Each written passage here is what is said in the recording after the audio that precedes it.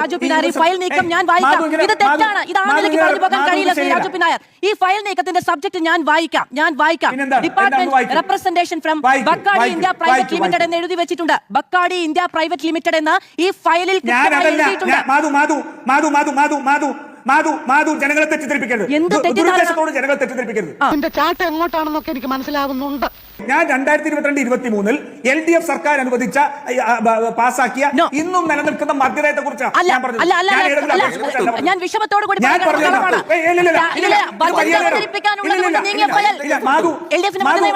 Budget അവതരിപ്പിക്കാനുണ്ട് എന്നതുകൊണ്ട് മറ്റന്നാൾ budget അവതരിപ്പിക്കാനുള്ളത് കൊണ്ട് നീങ്ങിയ ഫയൽ LDF-ന് മദ്യനയമാണോ? ബജറ്റ് അവതരിപ്പിക്കാനുള്ളത് കൊണ്ട് നീങ്ങിയ ഫയൽ LDF-ന് മദ്യനയമാണോ? ഒരു മിനിറ്റ് അങ്ങ് എന്റെ പറയില്ലേ, ഞാൻ പറയുന്ന കാര്യങ്ങളെ എന്റെ ജേർണലിസ്റ്റിക് ആയിട്ടുള്ള കാര്യങ്ങളെ മുഴുവനും തെറ്റിദ്ധരിപ്പിക്കാൻ ശ്രമിച്ചപ്പോൾ ഞാൻ വേണ്ടിയോ വ്യക്തിപരമാണോ? അല്ല, നിങ്ങളെന്തിനാ ഞാൻ വ്യക്തത വരുത്തുമ്പോ ഒരു കാര്യം ഞാൻ പറഞ്ഞ് വ്യക്തി വരുമ്പോ മറ്റൊരു കാര്യത്തിലേക്ക് നിങ്ങൾ പോകുന്നത് സാർ അങ്ങ് പറഞ്ഞത് ബജറ്റ് അവതരിപ്പിക്കാൻ തിടുക്കമുള്ളത് കൊണ്ട് ഫയൽ നീക്കിയത് ഏതെങ്കിലും ഒരു കമ്പനിക്ക് വേണ്ടിയിട്ടാണോ എന്ന് ചോദിച്ചു. ആ കമ്പനിക്ക് വേണ്ടിയിട്ടാണ് ഈ ഫയലിൽ എഴുതി വെച്ചിട്ടുണ്ട്. സാർ ഒന്ന് വായിക്കാമോ? ഒരു കമ്പനിക്ക് വേണ്ടിയിട്ടല്ല സാർ, ഇവിടെ എഴുതിയിട്ടുണ്ട് representation from Bacardi India private limited എഴുതിയിട്ടുണ്ട് സാർ.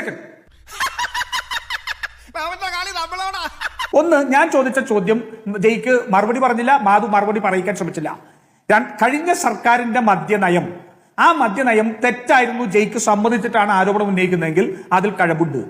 കഴിഞ്ഞ സർക്കാരിന്റെ നയത്തിൽപ്പെട്ട കാര്യമാണിത്. രണ്ട്, ശ്രീകുമാർ സാറുമായിട്ട് സംസാരിക്കുമ്പോൾ മാധു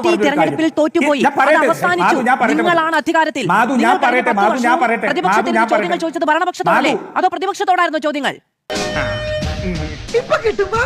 മാധു നേരത്തെ പറഞ്ഞൊരു വാദം, എന്തുകൊണ്ട് വില കുറച്ചു കൊടുത്തേ? ഞാൻ ചോദിക്കട്ടെ, കഴിഞ്ഞ മദ്യനയത്തിൽ അല്ലെങ്കിൽ സർക്കാരിൽ നിലനിൽക്കുന്ന മദ്യനയത്തിന് ഘടകവിരുദ്ധമല്ലേ മാധുവിന്റെ ചോദ്യം? എന്തിനാ മദ്യനയത്തിൽ ഇത് വീര്യം കുറഞ്ഞ മദ്യം വിപണനം ചെയ്യാനുള്ള അവസരം ഉണ്ടാക്കണമെന്ന് പറഞ്ഞെന്തിനാ? മദ്യ ഉപയോഗം കുറയ്ക്കാൻ. മനസ്സിലായ ഞാൻ ചോദിക്കട്ടെ, വീര്യം കൂടിയ മദ്യത്തിനും വീര്യം കുറഞ്ഞ മദ്യത്തിനും ഒരേ വിലയിട്ടാൽ ഏത് മേടിക്കും മാധു? എന്താണ് ആ നയത്തിൽ ഇവർ പറഞ്ഞ ഉദ്ദേശം? എന്തായിരുന്നു?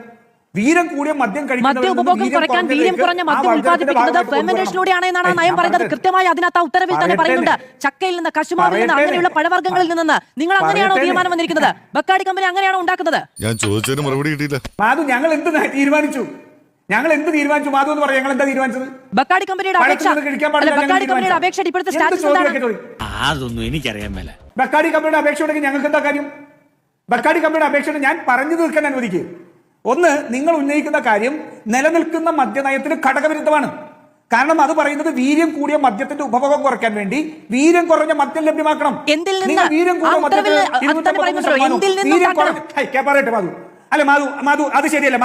മാധു അത് ശരിയല്ല. അയ്യോ, അങ്ങനെ പറഞ്ഞൂടാ. പിന്നെ ഞാൻ എന്തിനു വന്ന? നിങ്ങൾ വീര്യം കൂടിയ മദ്യത്തിനും വീര്യം കുറഞ്ഞ മദ്യത്തിനും ഒരേ വില വെച്ചാൽ ഏതാണ് മേടിക്കാൻ പോകുന്നത്? അപ്പോ മദ്യനയത്തിന് ഘടകവിരുദ്ധമല്ലേ ആ വാദം? ഒന്ന്. രണ്ടാമത്തെ കാര്യം, ശരവേഗമായിരുന്നു ഫയലിന്. എങ്ങനെയാ ശരവേഗം സംഭവിച്ചത്? ഈ സർക്കാർ അധികാരത്തിലേക്ക് വന്നിട്ട് 20-25 ദിവസം നടക്കുമ്പോ 19-ാം തീയതി ഈ ബജറ്റ് അവതരിപ്പിക്കുകയാണ്. 19-ാം തീയതി അവതരിപ്പിക്കേണ്ട ബജറ്റിൽ വരേണ്ട കാര്യം ഈ ജൂൺ മാസം അവസാനോ ജൂലൈ മാസമോ തീരുമാനം എടുത്താൽ മതിയോ?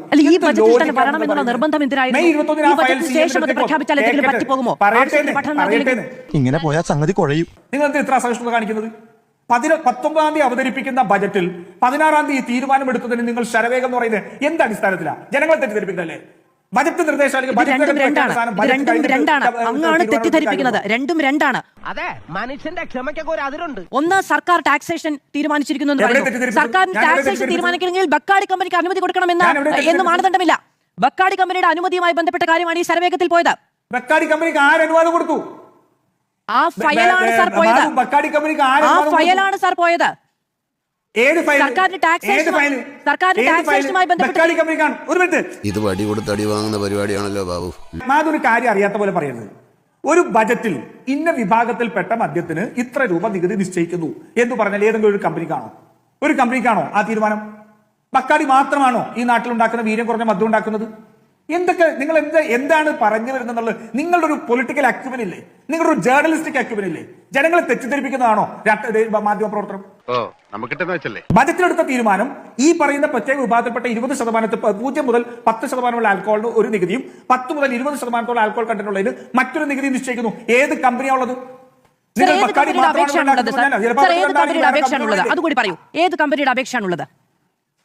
2022 മദ്യനയത്തിൽ സ്പിരിറ്റിൽ നിന്ന് ഈ പറയുന്ന ഏത് വീര്യം കുറഞ്ഞ മദ്യം കമ്പനിയുടെ ഉണ്ടാക്കാം അപേക്ഷയാണല്ലോ? എന്നുള്ളതായിരുന്നോ LDF-ന്റെ മദ്യനയം? ഇത് പറയൂ. സ്പിരിറ്റിൽ നിന്ന് വീര്യം കുറഞ്ഞ മദ്യം ഉണ്ടാക്കാം എന്നുള്ളതായിരുന്നു LDF-ന്റെ മദ്യനയം. നിങ്ങൾ ആ നയമാണോ പിന്തുടരാൻ തീരുമാനിച്ചത് ശരവേഗത്തിൽ? നിങ്ങൾ അതിര് കിടക്കുന്നു. മാധു ഇപ്പോ വളരെ നിർബന്ധപൂർവ്വം അല്ലെങ്കിൽ വലിയ ദുരുദ്ദേശത്തോട് തെറ്റിദ്ധരിപ്പിക്കുക. എന്താണ് 2022-23 മദ്യനയം?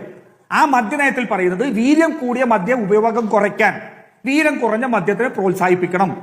ആ പ്രോത്സാഹിപ്പിച്ച് വീര്യം കുറഞ്ഞ മദ്യം ഉണ്ടാക്കുമ്പോൾ അത് ഈ പഴവർഗ്ഗങ്ങൾക്കും ഫ്രൂട്ട്സും ഉൾപ്പെടെയുള്ള ഇതിന് ഗുണകരമാകുമെന്നുള്ളത് മാത്രം. സർ, ഇത് വലിയ പ്രകടമായ പ്രശ്നമുണ്ട് ശ്രീ രാജു പിന്നായർ. ഈ ഫയൽ നീക്കം ഞാൻ വായിക്കാം. ഇത് തെറ്റാണ്. ഇത് ആ നിലയ്ക്ക് പറഞ്ഞു പോകാൻ കഴിയില്ല ശ്രീ രാജു പിന്നായർ. ഈ ഫയൽ നീക്കത്തിന്റെ സബ്ജക്ട് ഞാൻ വായിക്കാം. ബക്കാടി ഇന്ത്യ പ്രൈവറ്റ് ലിമിറ്റഡ് എന്ന ഈ ഫയലിൽ മാധു ജനങ്ങളെ തെറ്റിദ്ധരിപ്പിക്കരുത്. ജനങ്ങളെ തെറ്റിദ്ധരിപ്പിക്കരുത്.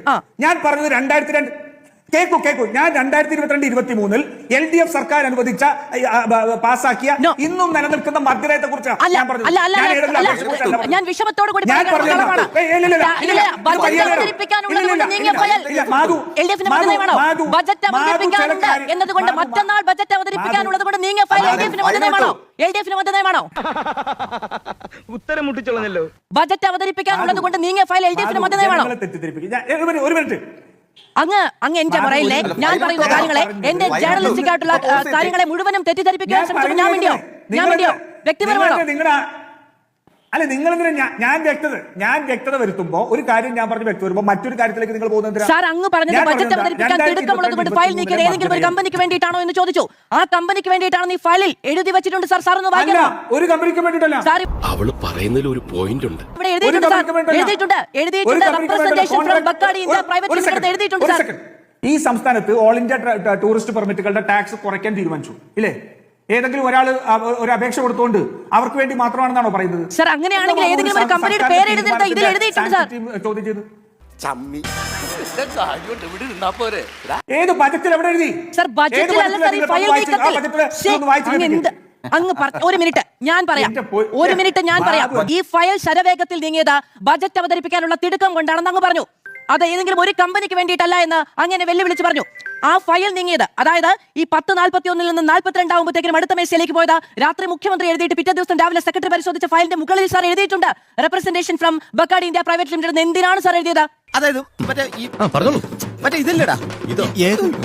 ശരി, ഞാൻ ചോദിക്കുന്നത് ഈ പറയുന്ന ഞാൻ നേരത്തെ പറഞ്ഞ കോൺട്രാക്ട് കാരീസിന്റെ കാര്യം പറഞ്ഞല്ലോ.